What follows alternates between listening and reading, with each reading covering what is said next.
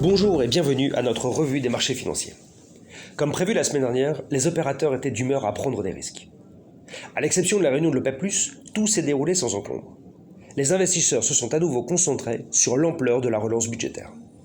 Même les chiffres du chômage aux États-Unis ont été meilleurs que prévu, tandis que les créations d'emplois ont connu un certain ralentissement.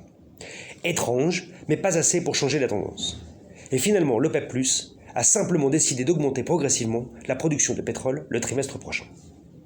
Le sentiment qui prévaut en ce moment est une mauvaise nouvelle et de toute façon une bonne nouvelle, car elle poussera les banques centrales et les gouvernements à encore être plus généreux.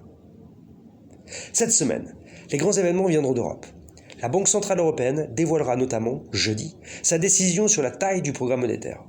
C'est d'autant plus important que la Pologne et la Hongrie s'opposent toujours aux règles de déboursement du budget européen. Si aucun accord n'est conclu le 11 décembre, un budget considérablement réduit pourrait être adopté. Après l'annonce d'un plan massif en octobre, la Banque centrale européenne ne peut donc pas décevoir. Une relance monétaire supplémentaire de moins de 500 milliards d'euros pourrait avoir un impact négatif sur la tendance optimiste actuelle. D'autant plus qu'avec un euro fort et le probable retour à la récession dans la zone euro au trimestre prochain, la Banque centrale a tout à fait le pouvoir d'augmenter considérablement son programme. En dehors de cet événement de jeudi, la date limite des négociations du Brexit est également prévue pour le 11 décembre.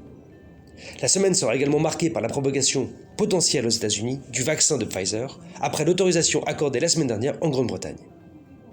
De hauts fonctionnaires américains ont déjà confirmé qu'ils se feront vacciner lorsque les autorités médicales approuveront sa distribution.